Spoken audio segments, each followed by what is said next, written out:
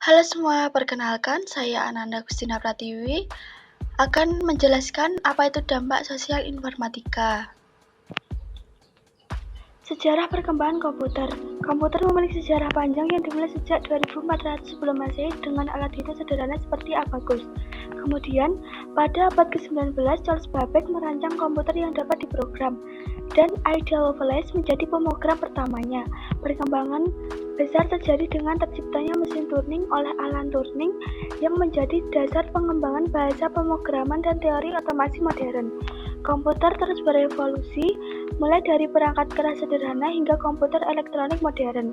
Perubahan ini didorong oleh perkembangan ilmu pengetahuan dan teknologi. Perangkat lunak pun berkembang, dari sistem operasi, alat pengembangan atau kompiler dan ide, hingga aplikasi modern seperti browser dan laboratorium virtual.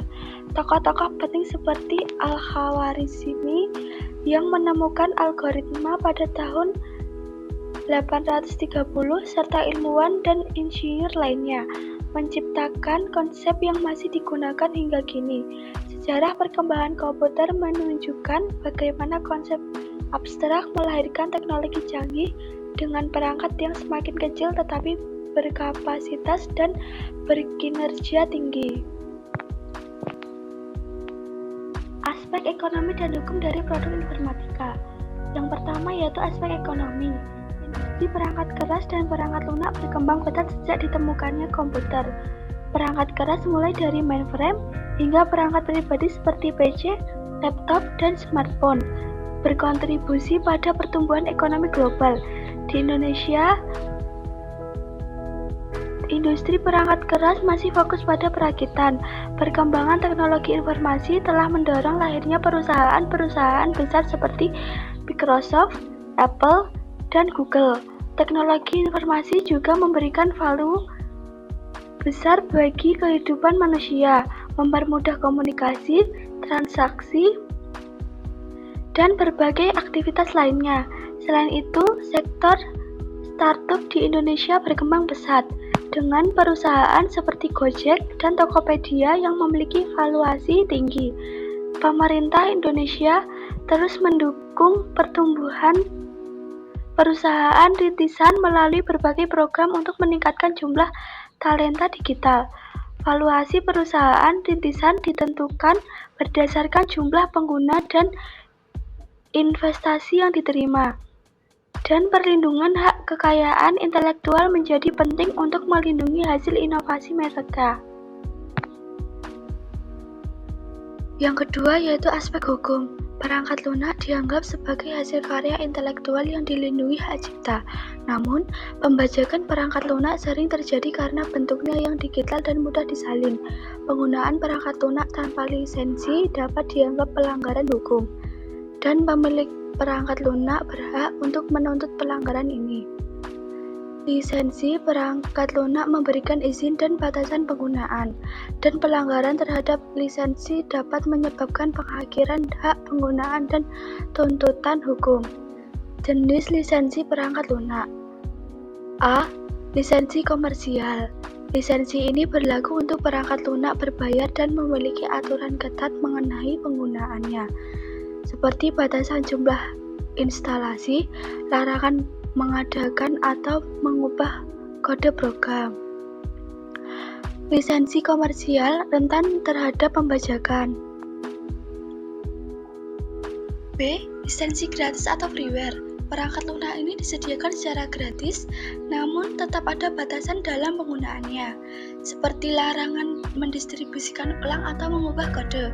Lisensi shareware memungkinkan percobaan gratis dengan kewajiban membayar setelah masa percobaan berakhir. C. Lisensi open source. Lisensi ini memungkinkan pengguna untuk menggunakan, mengubah, dan mendistribusikan perangkat lunak beserta kode sumbernya. Lisensi open source mendukung kolaborasi dan menghasilkan perangkat lunak gratis, seperti Linux. Gerakan ini dipelopori oleh proyek GNU dengan lisensi seperti GPL. D. Lisensi domain public. Lisensi ini berarti hak cipta perangkat lunak dilepaskan kepada publik, memungkinkan siapa saja untuk menggunakan, mengadakan, dan mengubah perangkat lunak tanpa batasan. Informatika untuk masa depan. Informatika berperan penting dalam membangun masa depan yang lebih baik melalui kreativitas dan inovasi.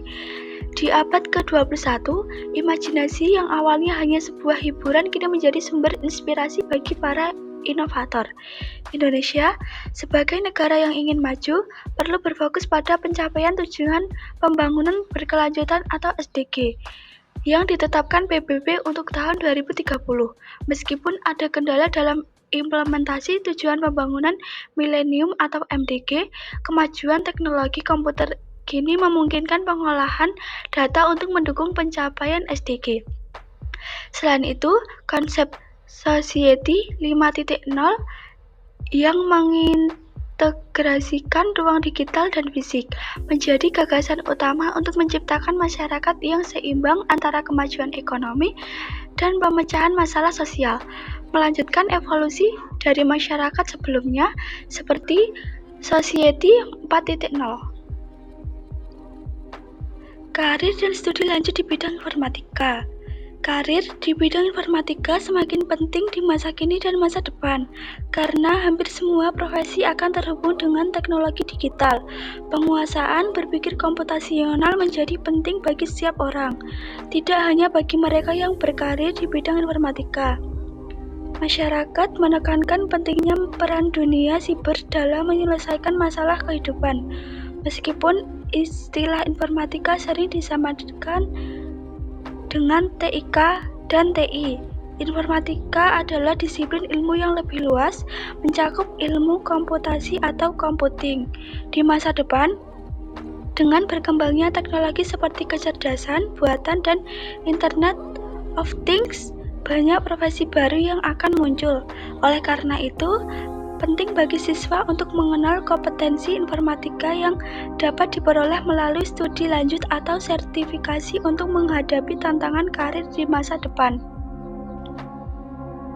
1. Karir di bidang informatika menawarkan berbagai posisi yang terus berkembang, seperti analisis sistem, data scientist, dan chief technology officer. Kebutuhan tenaga kerja informatika meningkat, namun masih kekurangan tenaga ahli. 2. Studi lanjut di bidang informatika merupakan bidang yang terus berkembang dengan berbagai cabang, seperti agri-informatika dan bioinformatika. Di perguruan tinggi, informatika dibagi menjadi 5 disiplin utama dengan fokus yang berbeda. 3. Sertifikasi di bidang informatika kompetensi merupakan bentuk pengakuan atas kompetensi di bidang informatika yang dapat diperoleh melalui pendidikan formal dan pelatihan mandiri. Sertifikasi dapat meningkatkan kepercayaan dan upah di tempat kerja. Penting untuk mempersiapkan diri dengan belajar, berlatih, dan mencari informasi tentang pelatihan dan sertifikasi yang sesuai untuk mendukung karir di bidang informatika. Thank you semuanya.